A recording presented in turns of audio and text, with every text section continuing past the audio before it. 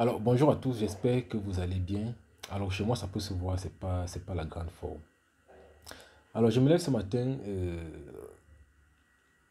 je, je fais cette vidéo ce matin, en fait, pour exprimer un peu mon mécontentement, mon ras-le-bol, par rapport à un sujet assez politique, bien que je n'aime pas souvent faire ce genre de vidéo, je n'aime pas souvent parler de politique, mais très clairement, les amis, il faut savoir que nous sommes les futurs dirigeants de ce pays. Et en tant que tel, on doit s'intéresser à la politique de notre pays, de notre continent.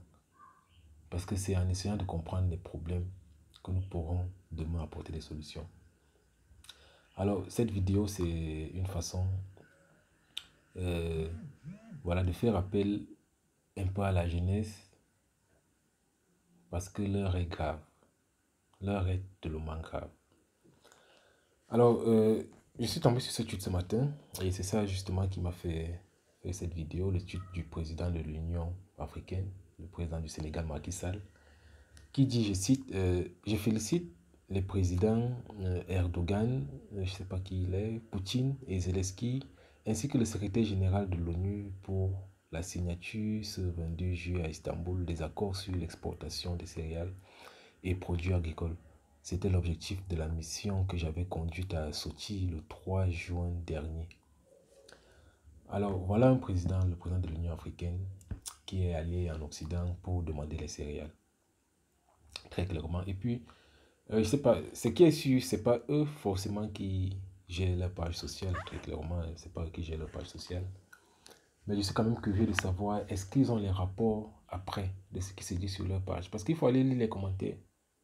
C'est uniquement des injures. On le traite de monstre, on le traite de tous les noms. Et je sais pas si dans leur tête, ils pensent toujours qu'ils font ce qui est bien, mais clairement non. Là, il faut dire, nous ne sommes pas plus intelligents que ces présidents. Nous ne sommes pas plus intelligents qu'eux. Ils savent ce qu'ils font. C'est leur job. Mais leur job également, c'est de servir la population. C'est de faire en sorte que le peuple se sente à l'aise. Comment un président peut aller manger les céréales? Non, sincèrement, comment un président peut aller manger les céréales? Ça, c'est la plus grosse honte. Moi, je pense que ce problème, cette guerre devrait apprendre beaucoup à l'Afrique. On devrait apprendre à se prendre en charge nous-mêmes. Est-ce qu'on manque de technologie pour pouvoir cultiver le blé en Afrique? Au Cameroun, le blé pousse, par exemple. Au Cameroun, du riz pousse, mais on importe toujours le riz depuis plus de 100 ans. Est-ce que l'Afrique a vraiment besoin d'importer les engrais de l'extérieur? Le ministère de la Recherche scientifique, ça nous sert à quoi en Afrique? Nos ingénieurs nous servent à quoi? Est-ce qu'il manque d'intelligence pour pouvoir fabriquer les engrais en Afrique? Est-ce qu'il manque de la matière première? Mais si c'est le cas qu'on importe la matière première, qu'on importe la matière première au lieu d'importer toujours les produits semi-finis. Quel est ce continent où on exporte le bois et on importe le meuble?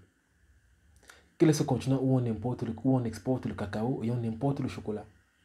Jusqu'à quand? Ça va s'arrêter quand? Ça va s'arrêter quand, clairement? Mais qu'on n'exagère pas. Qu'on n'exagère pas. Un président de l'Union africaine peut aller lécher les bottes des présidents occidentaux parce qu'il veut les céréales. Ça a quel sens, c'est ça?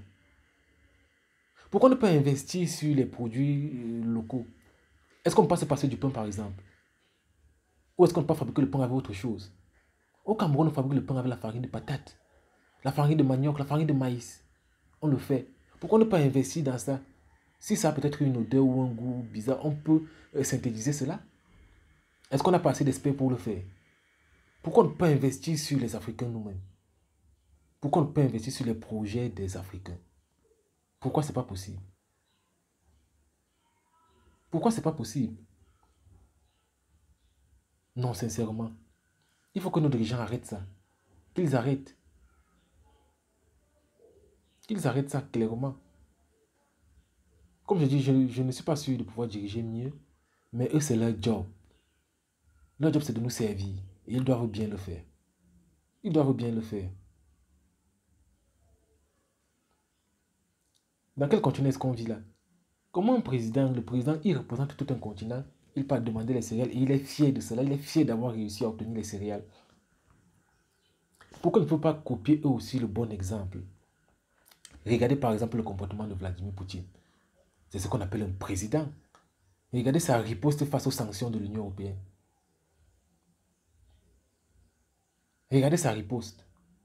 Tu sais que j'ai quelque chose que l'autre a besoin. L'autre a quelque chose dont j'ai besoin. Pourquoi aller m'agenouiller devant lui? L'Occident vient clairement prendre les produits, les matières premières en Afrique. Ils viennent même les arracher, ils viennent voler, ils viennent piller. Et on ne parle pas. Mais quand nous on veut quelque chose, on part toujours lécher là au bout. On part demander à manger.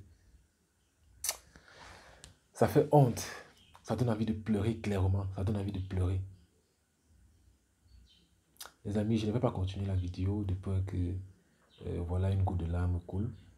Et je vais arrêter là. Je vais tout simplement vous demander de liker la vidéo pour permettre à l'algorithme de Google de voilà, partager au maximum. Partager au maximum la vidéo.